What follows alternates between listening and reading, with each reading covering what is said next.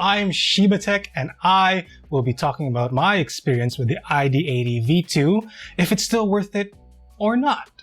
Now, full disclosure, the ID80 V2 was my dream board. It was my end game, but now, not so much.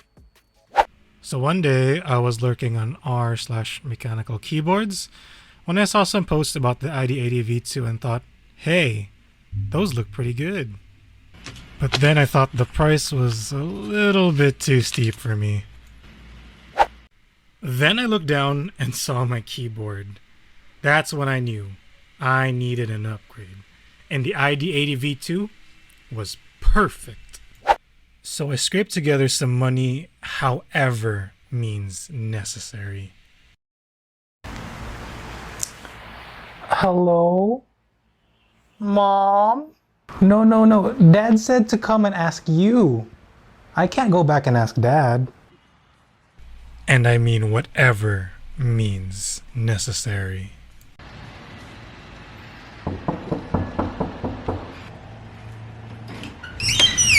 You got the stuff? Yeah. It's right here. Give me. Fake Holy Pandas. Alright. Here's your money. So after finally placing an order, the ID80 came. And it came in a box. A plain black box. Now, in all fairness, I'm not much of an unboxing guy, but come on. Come on. I've had better unboxing experiences with keyboards that are a fraction of the price. But unboxing aside, this keyboard for the past 6 months has been alright. So let's start with the build quality. So the ID80 V2 is a heavy boy.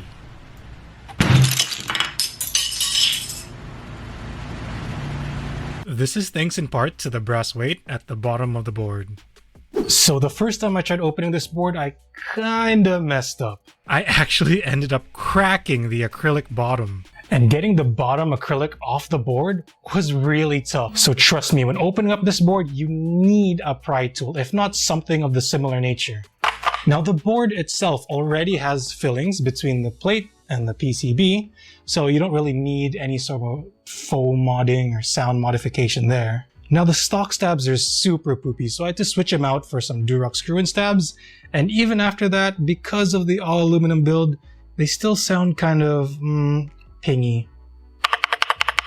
Not the best, but not bad. Now, other than the brass weight and the acrylic bottom, the board itself still feels super buff. Like it's all anodized aluminum, and there's just some alpha male Chad vibes, just with how heavy and sturdy this board is. This is seriously a mega sturdy board, which actually makes for a very stiff typing experience. Combined with some heavy tactile switches, you'll find that your fingers actually fatigue after some prolonged use. And trust me, my fingers are pretty strong. Now, while I'm not using the board, it's actually on a display stand. And one day I was goofing around and it actually fell off the stand 4 feet from the ground. And it only ended up with some minor scuffs, which I'm really sad about. But it could have been worse. Now, as for the sound profile, it's really not a thocky board. Maybe it's just how I've modded it or lubed my switches, but I'm using Durock T1s for the main keys and Fekker Holy Pandas, the poor man's rip-off Holy Pandas, for the rest, both of which are lubed with Kryotox 205G0 and are filmed as well. And the sound profile is still somewhat high-pitched. I'm assuming it's due to its all aluminum body and thick acrylic bottom. But overall, if you're planning on getting this board, I suggest using switches that have a more muted sound signature. That way, you counteract that whole high-pitched sound signature that this board has.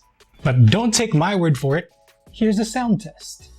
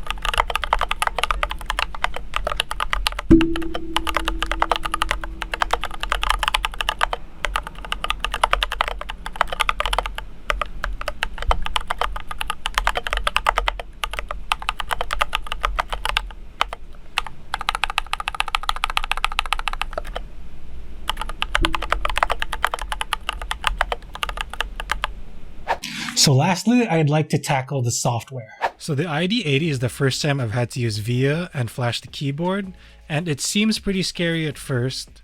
But luckily there's plenty of guides available, which I will be linking down below. There has been one scenario though where my VIA settings were randomly resetted. A little annoying, but it only happened once, and I feel like it might have been an isolated case, so not a deal breaker. So for the overall experience, this board is, yeah.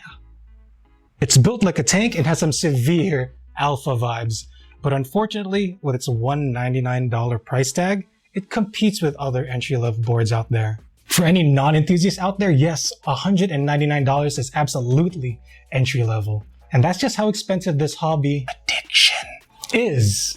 Entry-level boards such as the GMMK Pro might be more worth it considering the price range that you're working with. Unfortunately, I don't own one for comparison. GMMK, I know it's my second video, but please send me free stuff, please. But that aside, but from the time I bought this board 6 months ago up until now, I don't regret it. Maybe it's because at the time I bought it, it was the only form factor available for its price range, but as I said before, it's a little different now. So overall, as a longtime user of it, no regrets. Maybe the unboxing portion. So there you have it. Is it worth it now? Considering your budget, you might have a lot of other better options, but if there's a specific reason why you would love this board, then by all means you should go out and get one. Leave in the comments below what you think is better, the GMMK Pro or the ID80 V2. Anyways, that's all for now. Shiba Tech out.